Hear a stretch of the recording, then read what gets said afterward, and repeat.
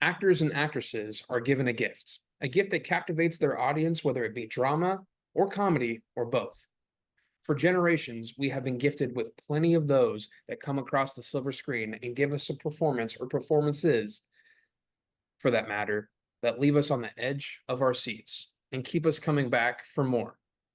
Robin McLaurin Williams was a man that changed millions of lives over the world.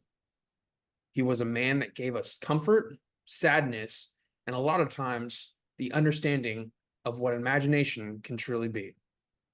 From an early 80s comedic sitcom actor to a Best Supporting Actor Oscar winner, he truly did it all. Today is a celebration of sorts to commemorate and discuss what Robin Williams truly means to us. This is a Comic Talkers production, and you are listening to Just for Flicks.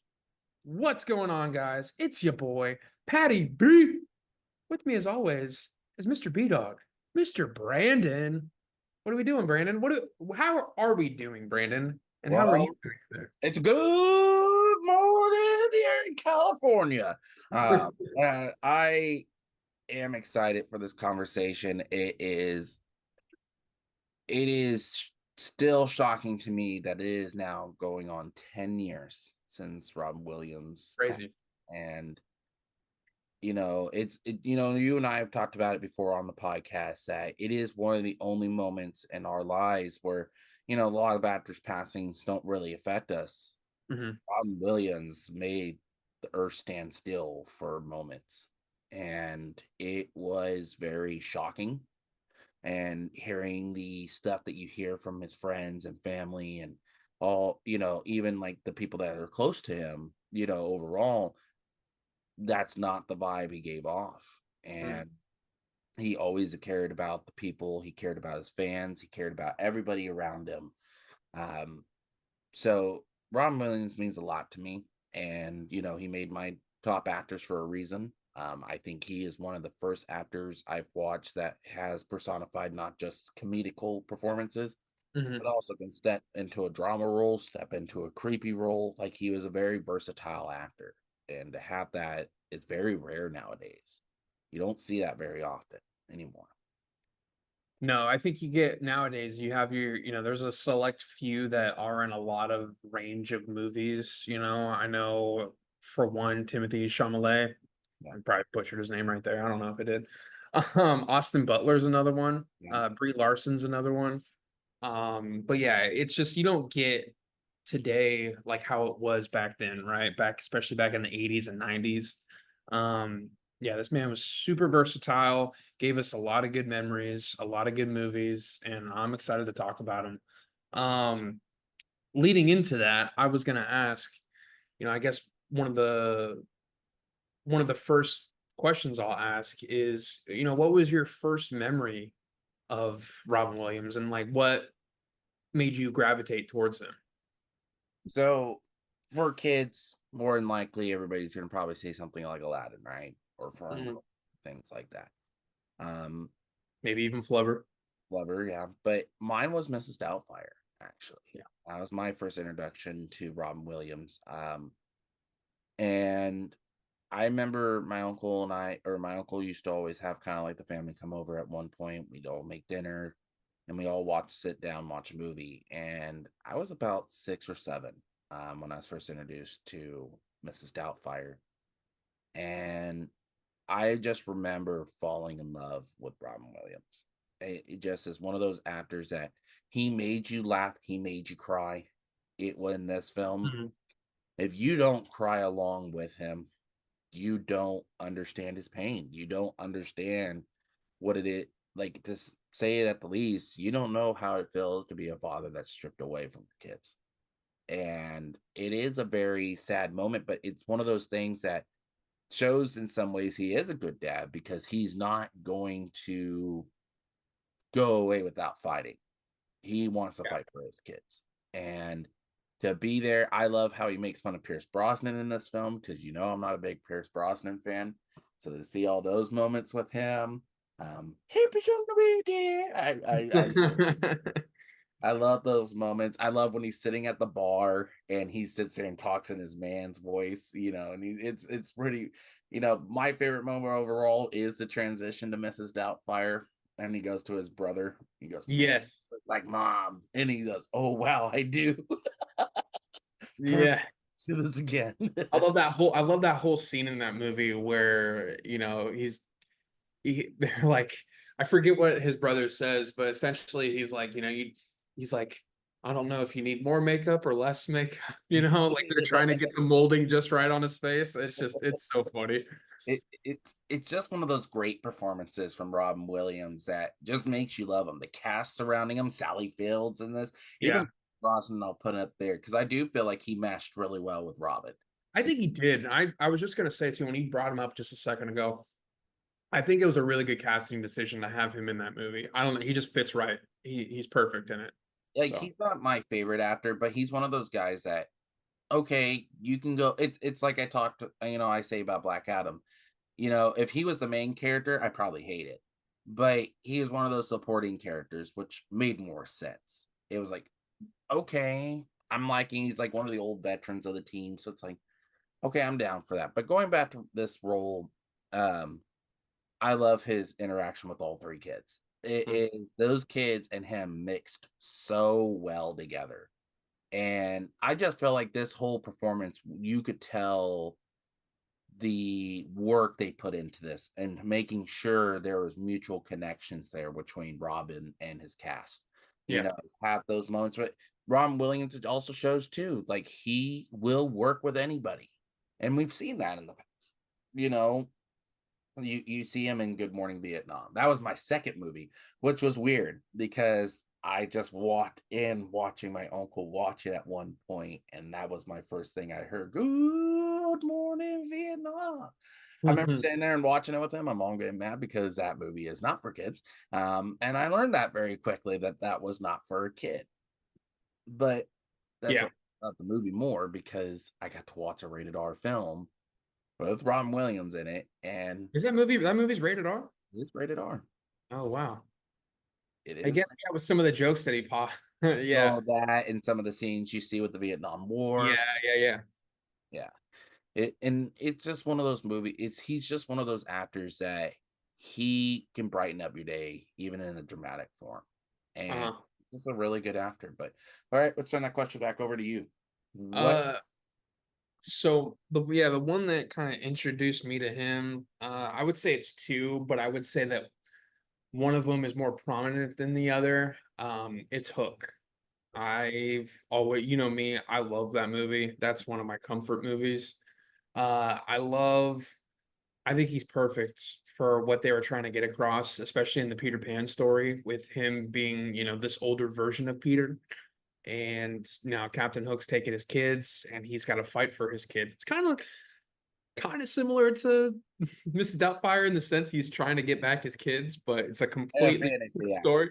aspect. What's that? It's in a fantasy aspect, but Exactly. I don't, yeah, exactly. It's, this pirate, it's not divorcing him and splitting custody with the kids, but you went um, away, Peter, and now I'm taking everything you have. yeah. You can keep the house. Yeah. Um, That's why we signed this prenup agreement now.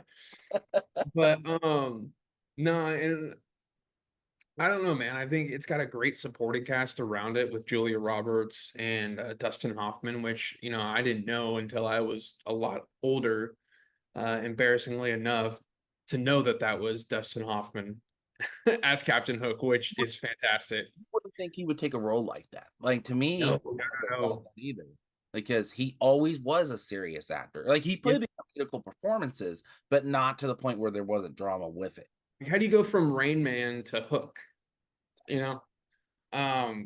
No, this movie, it's just like I said, all the fantasy aspect of it, it is, I would say it's a kid's movie. I mean, I would say that, it's appropriate for any age to watch, maybe with adult supervision, because I think those 90s movies, especially early 90s movies, have a lot more of a realistic feel to them in some aspects when it comes to kids' movies. This is definitely one of it. There's violence involved. But no, it's a great family movie.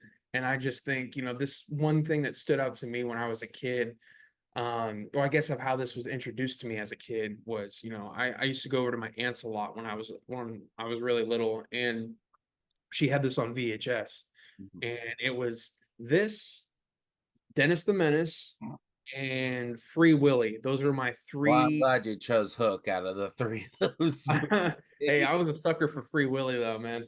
Uh no, but this, yeah, like I said, this movie, I absolutely love it. Me being an almost 30-year-old now, if I see it on TV, I will stop and watch it. Like I love this movie. And I think one more thing about that, I think it's kind of crazy for what kind of movie this is, evolving around the story of Peter Pan, Neverland, all that kind of stuff.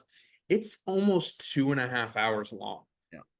Like, it's crazy to see. You don't see movies like that nowadays. So, but yeah, no, Hook is a thing that started it all for me with Rob Williams.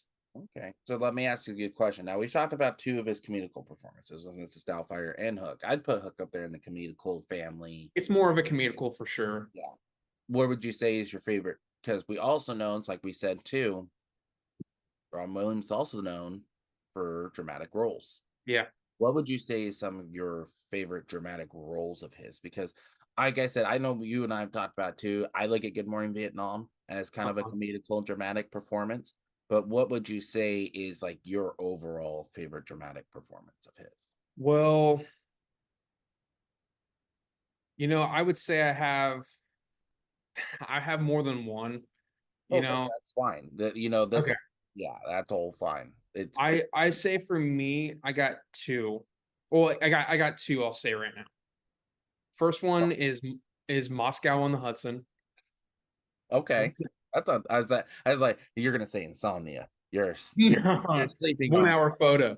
Oh, Um, um, I know I love Moscow on the Hudson. it is. There are some funnier parts, but it's more of a serious movie. One of the funnier parts for me is that how he's a saxophone player from Russia. That's just like, what? It's so random.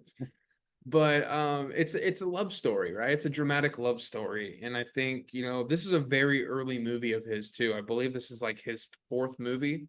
Yeah. He did Popeye, The World According to Garp, The Survivors, and then Moscow on the Hudson. But Moscow on the Hudson, I watched this movie when I was younger, and then I watched it again about a year ago, and I realized like how much I loved it. Yeah. Um, and then my other one that I had up here was was it's a mid-90s movie. You know it. It's Jack. And that was another one I watched as a kid. I love the aspect of how, he grows 4 times the rate that a normal person grows. And so by the time he's 10 years old, he looks like a 40-year-old. And I just think there was a lot of serious aspects to this movie, but also kind of fun. It's that fun, like childhood upbringing movie. He's really hard at making friends. He finally finds a group of friends. Um, I think a young Jennifer Lopez is in this movie too. A lot of people forget I about. think wasn't this one of her? It wasn't her first film, but it was near. No, I mean it was right around right. I think after Selena, I Yeah, it was believe, after or right Selena. around that ballpark. Mhm. Diane Lane plays his mom, which she's great in this movie. But no, I always love Jack. Jack is a great movie. I think it's a more underrated movie of his. It doesn't get talked about as much as compared to like, the more, the Mrs. Doubtfires, the I was gonna say the Birdcage. I guess Birdcage is good, but Bird, um, yeah, I forgot to mention that. Birdcage is one of my favorite comedical performance. Like if we did yeah, a comedical top 5, Birdcage would be up in my top 5 for comedical. yeah. But I mean, it doesn't stick out to like how like It does. Dead Poet Society does, or Awakenings. Yeah. Uh, Awakening, I always forget about too. It's just not a movie that I think of right away of his, and it's really uh-huh, I should. But no, Dead Poet Society, I'll kind of chime in because that is one of mine. uh-huh. Even though there is comedical performances, this is one of his best improv areas where he did where he was reading Shakespeare and Marlon Brando. It's those moments with those kids and seeing like my favorite scene still is when they walk in the hallway and the whole "Seize the Day" poem comes out. Yeah. it's very powerful how he reads it. And to see that and see the type of range he really has. Like we said, Good Morning Vietnam was a comedical and dramatic role. But I feel like the more comedical side was highlighted more just because that is him, that is who he is. Even in some of the most dramatical performances of the movie, he was very comedical. And there's nothing wrong with that. I love Good Morning Vietnam. It's one of my favorite movies of all time. It is my favorite movie of all time. Let me rephrase. Um, Maybe my number one on top 10 movies I'd take on an island with me because it's a movie I could sit there and rewatch. Yeah. But Dead Poet Society is one of them. I put Insomnia up there. I do think Insomnia is a very underrated film of his. It is underrated. I think it's more of the I think for me about that movie, it being a Christopher Nolan movie, That's it, that's what makes it so interesting, though, because it we makes it interesting, but I also think it's just kind of a weird fit. You wouldn't think, I guess, because I say that now, but I bet you at the time people didn't think anything of it because of how much more established Christopher Nolan is in his movies. yes. It's not like he had Inception or Interstellar come out in the early 2000s and then this movie came out. You know what I mean? I think he only had Memento and his first, I think it was The Following, I believe his first movie was. I thought Memento was his first. No, he had a movie before Memento called The Following, I believe. Okay. It was like that was like his it's kind of more of an independent film. It's not really like a halt, like I don't think there's any big name people. Memento was like his first like big actor. And then you had Insomnia, and then Insomnia. his next big one wasn't until Batman Begins. Yeah. Like, Yeah, well, he doesn't do. I mean, he usually spaces out his films about 3 years right. after one another. Now, I'm gonna do you one better though. Christopher Nolan didn't bother me because you got to remember, it's like we said, like you just said too. Christopher Nolan's more established now. Mhm. But even then, there's actors in his movies that you would have thought would never appeared in his movies. Robert Downey Jr. is one of them. I never thought he'd appear in a movie like that. And he was just up for Best Supporting Actor for Oppenheimer. Anyway, not the point. I'm gonna do you one better. I actually didn't think he could play with Al Pacino. Yeah, it's a weird combination, right? Al Pacino, or even Hilary Swank's in this film, but I could see those two work together. That's the difference. Al Pacino is one of those actors that I've just never been a big fan of his. Like, I will watch his movies. I have no problem watching his movies. But when you really see how he is and compare it to how Robin is, it's one of those actors that it's like, I just don't see the two of you mix. But Yeah. they work. And I think why it works is because they're on opposing sides. Uh-huh. And this is the first, if anybody's never watched Insomnia, this is kind of the first creepy role of his. And it worked. Like, better than 1 Hour Photo. I'll still put that out there because I'm not a big 1 Hour Photo fan. Like, I watched that movie and I told myself I'd never watch it again. It's just really creepy. That is not a role I see. But I think why I like it too, and I've talked about it with some friends of mine and stuff. I think why I look at Insomnia and say I can do that more is because you actually don't see him commit the crime. You hear him talk about it, and there's references to what he does, but it's never really seen. And I think in 1 Hour Photo, you actually see him do a crime. You see him do stuff like that, and it's just really weird for me. But see, even in Insomnia, and you'll probably admit to it, he's still somewhat comedical. He's that everyday person. He's that person that goes, hey, I got something on you and you don't even know. I'm the guy who saw you shoot your partner, and I'm the one that actually sees all this. So if you want me to not say anything, I guess me and you are going to be friends right now. And then the whole It's Insomnia. that. Yeah. Go ahead. Sorry, I didn't mean to It's cut you off no, no, no. It's that whole charisma of his that really works well in that film. But another one I'll put up there for underrated, even more than Jack, Patch Adams. Patch Patch Adams. Yeah. is a very underrated role of his. This is a movie that will bring you to tears. Jack brings you to tears. I'm not ever saying that. Jack makes me cry when I watch it. But Patch Adams is one of those movies I was going into not really knowing what to expect. And it shows, like, to me how Patch Adams is, and we'll talk about this in a later episode. Um, that to me is Robin Williams personified in a movie. When you really look how he acts, he's comedical, but it's very drama based. Mhm. It is very the circumstances he's fighting against, everything like that. The beginning of the movie, how it starts up, and then kind of seeing how he is with the kids and trying to bring joy to them and happiness and everything. It gives you off that vibe. There's, I'm a comic book fan.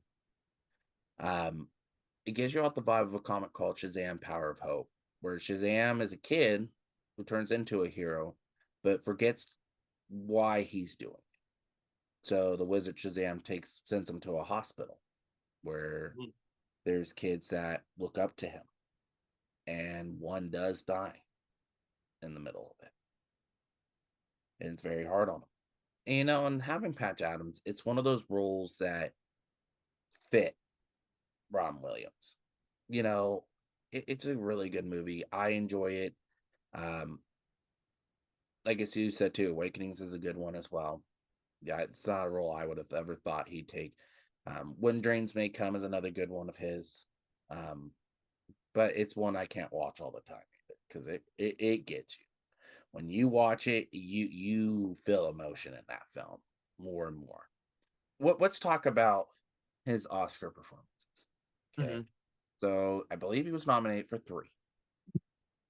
Good Morning Vietnam, Dead Poet Society, and he won for Good Will Hunting. Now that is a movie we haven't really discussed. Is Good Will Hunting? He Uh, had a nomination for the Fisher King as well. yes, he did. So 4. Then yeah, I forget he gets. I always forget the Fisher King he was nominated It's for. a random movie. I mean, it's not a random movie. I watched it recently and I was like, okay, it's good. I think it's got a deeper meaning to it. It's one of those movies where for me personally, I got to watch a few times more than once to really understand and grasp what's kind of going on. And that's him and Jeff Bridges, right? Just the Fisher King. Yeah, before Jeff Bridges was the dude. Yeah, the dude over the line. No, anyway, um, I let's talk about Good Will Hunting. This is a movie I remember I didn't watch till about maybe a few years ago. Never watched the film. And I think it's because I'm not a big Ben Affleck or Matt Damon fan. Like I'll watch Matt Damon over Ben, but I don't know. It just was a movie that just didn't really jive with me a little bit. Like I'm like, it's okay. And when I watched it, I really enjoyed it. And do I think it's sad though? And I'll put it out there. Now, Robin Williams did win Best Supporting Actor in this film. Yep. And well deserved. I'm not ever denying that. I think he was the best supporting actor in that film and well deserved nomination. But it took 4 nominations and 3 of them he was in a lead role. Yeah, I was gonna say the 88, 90, and 92 were all Best Actor nominations. And then he won in 98 for Good Will Hunting for 90 or for 90 for 90. Best Supporting Actor. Oh, Yeah. it's one of those things like why I never understood. Like, let's put it this way. I'm going to ask you this question. Out of all 3 roles that he was nominated for and never won, and we're excluding Good Will Hunting because he did win for that. Uh-huh. What would you say you would give him a nominate? Or which one would you say you would give him the win for? Wait, out of those 4 you're talking about? Yeah, the Fisher King, Goodwill, or not Goodwill Hunting. The Fisher King, Dead Poet Dead Society. Poet Society, Good Morning Vietnam. I would probably give him the Oscar if I had to choose between those 3 and he win an Oscar. I'd probably say Dead Poet Society. Okay. And there's no wrong answer here. That's why I said like I went back and forth with that, or I would have went with Good Morning Vietnam. I Yeah. think Good Morning Vietnam showed his chops and showed you he's a versatile actor. Well, I think in the Fisher King too is Mm-hmm. he's not really a leading role. I feel like Jeff Jeff Bridges Bridges, is more of the lead character in that movie.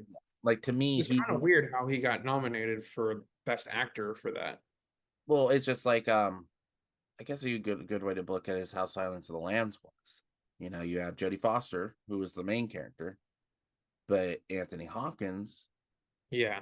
won for Best Actor in a film. And he's only in it for a total of like 20 minutes. 10 minutes. Yeah, 15 minutes. Yeah, he's not in it very long. But that's what makes it so interesting. Okay, it's like Frances McDormand with Fargo. I didn't think she deserved it until about maybe the last 15 minutes of the film. Yeah. I Everything think for else. her, it's all the mannerisms and the way her character is. I think that's what kind of got it. But I always so what was your take on Goodwill Hunting? Let me go back to that conversation. When you first, Um, what was your take? I love Goodwill Hunting. It's not an everyday watch for me, but I do. I've told you this off air. I love Matt Damon and I love Ben Affleck. I think they're both great actors. They've both done amazing movies in the past, and I like the combination of them both. Um, When they're mixed, they don't bother me because they actually feed off each other really well. you don't like them in their separate films, is what you're saying? Like Yeah, I mean, Matt Damon's more of an established actor where he could go do outside films. When Ben Affleck does it, it's just kind of weird sometimes. Like he kind of goes in his own way about things. yeah, I will say, Gone Girl is an Yeah, amazing movie. Like I that's give you probably props one of there. my favorite. That's probably one of my favorite Ben Affleck movies. Or The Accountant is pretty good too. That's where I kind of go. That was kind of weird. Like I just did not like him and Anna Kendrick kind of mixed up. I didn't like that duo, and Yeah. I just But don't. no, I love the serious aspect of it. The Stellan Skarsgård character, Mhm. who is kind of like this hard ass professor, and he's trying to give Will a chance, and he refers him to go see Robin Williams' character, and I just it's a good developing movie. It's a good character developing movie. I mean, I think that's one of the reasons why he won the Oscar for it, because when you first meet um Robin Williams' character in this, you kind of don't get, you know, you don't get him right away until he starts talk all of his interactions with Matt Damon's character. Right. You know, about the whole thing, like I had to go see a girl. He Oh, told him about the mm. whole ticket thing, Can and I that say the line? thing Can I is, say the line? Come on. I Let me. I fucking love the way that movie ends with the letter that he gives to Robin Williams at the end. He's like, Let I me had to say the go line. see about a girl. I'm like, that's a perfect ending, man. Like, Let me say that line right here. Son of a bitch, he stole my line. yeah, yeah, yep, yep. Love that part. It makes you laugh, but it makes you feel good. It ends with a good will or like a really good fill. And And I love films like that. That's why I love movies. That's why we're doing this podcast, man. I love films. I love all kinds of endings of films, but for me, I love feel good endings, man. When it's crescendoed and it's led to this last point, and it's like, God damn, that was satisfying, you know? it was really good. The thing is, and I'm always curious because so this movie, there was almost a person who almost directed this film. Do you know who that is? I do not. Kevin Smith. I would have been down for that. Kevin Smith was one of the producers of the film, but I would have loved to have seen him and Robin Williams do a movie together. Yeah. That would be fun to watch. I I always would have loved to seen Jay and Silent Bob make a cameo appearance in that film. They could have easily have fit it somewhere. well, you got to Hang remember, outside the bar in Boston where they're going to drink or something like that. it's fun to see them when they do cameo, but that's why I said like even having Robin Williams as their third guy, or something like that. That's why I'm always like that would be fun to watch. But Yeah. Goodwill Hunting is well deserved for him. It is a good role, but it's sad that he won only Best Supporting. Hmm. And he had all these other performances nominated for and never won. And this was his last nomination. Yeah, because he didn't get nominated anymore after. No, it was just those four movies. I think movies he was a part of got nominated, but he never. Yeah. But he never got an individual nomination or a win after that. Now let's discuss one more thing before we go out. I know we've talked about Hook, we've talked about Jack and Patch Adams kind of being underrated films for him. What would you say is your favorite role or favorite underrated role of Robin Williams? Robin Williams. Um, I'm kind of looking down the list here just to refresh my memory with everything. For me, a film of his that kind of doesn't get, and it's probably more of like a throwaway film. Mhm. I love his role as Joey O'Brien in The Cadillac Man. Yeah, I that's love him as a sleazy car salesman. He's great. He's a scumbag, but at the end, his character develops into this, his Robin Williams isms come out. You know what I mean? yeah, As far as he's like this sympathetic guy, he's able to kind of to turn you a little bit and be like, oh wow, I'm actually a good person. I'm not a complete asshole. But and I love the combination in that film of him and Tim Robbins because I love Tim Robbins. I think he's a slept on actor. I know he's known for the Shawshank Redemption, yep. but I mean he had other good movies such as this and the Hudsucker Proxy. Um, but no, I think an underrated film, like I said, of his is Cadillac Man. I think he's really great in this movie. And I would say also, I'll throw one more out there before we end it, and before I regret not saying it. This movie's kind of weird. I think it's known for the visual effects in it, which is kind of crazy for it being in 1992 film, is Toys. Yeah, I so this is one It's I a bizarre movie. I get it. It's super bizarre. The sets are really weird, but man, is it made for Robin Williams? Yeah, it is. That is a movie that I haven't watched, and I would say about maybe 5, 6 years. It's not a movie that I go to, but I agree with you on that end. Now, the one I would say I feel like he's one of the highlights of this film. He's not the main character,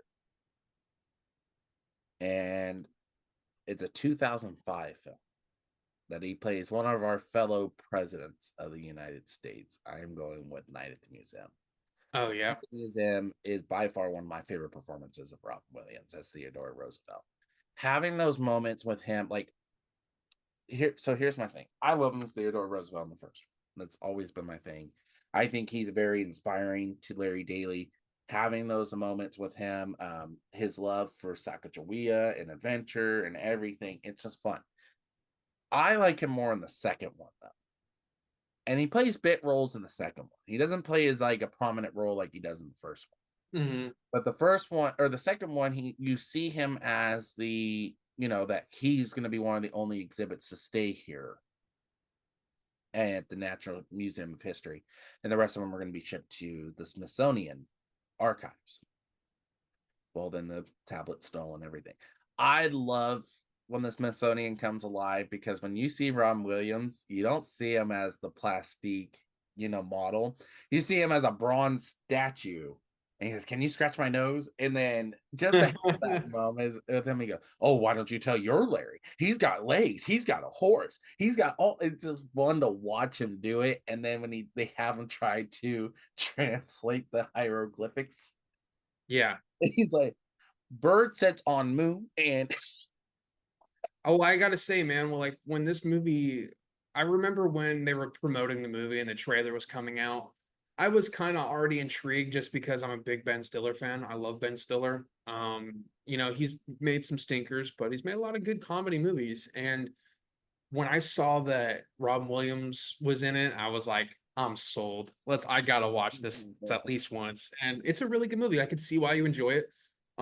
He really brings out that Teddy Roosevelt. He looks good. Like that presentation of being Teddy Roosevelt is fantastic.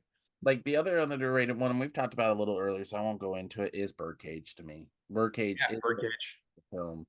Him and Nathan Lane in this film is amazing. They bounce off each other really well. Uh, Um, I love the scene when he's up on the same jazz hands, jazz, like he's doing all the dancing and everything up there. yeah, yeah. I love that scene because Him that is and Nathan Lane's chemistry in this film is oh, fantastic. and Nathan Lane credits Robin Williams to a lot of things in his life. Yeah. I just think they're a great duo to have. This is a fun duo. Like you imagine, and this is something we're going to talk about later on, when we talk about characters that we wished or we fantasy cast what we would have loved to see Robin in. You imagine him as Pumbaa and Nathan Lane as Timon. Yeah. That He would be could a fun duo. Yeah, him and Nathan Lane as one or the other. Yeah, yeah. Pumbaa, yeah, like I would always keep Nathan Lane as Timon. That is, Okay, he's but perfect. Pumbaa, I would love to have seen Robin Williams in that role just for fun. I think that would have been a fun role for him. And they're kooky as they are, it's just fun to see it.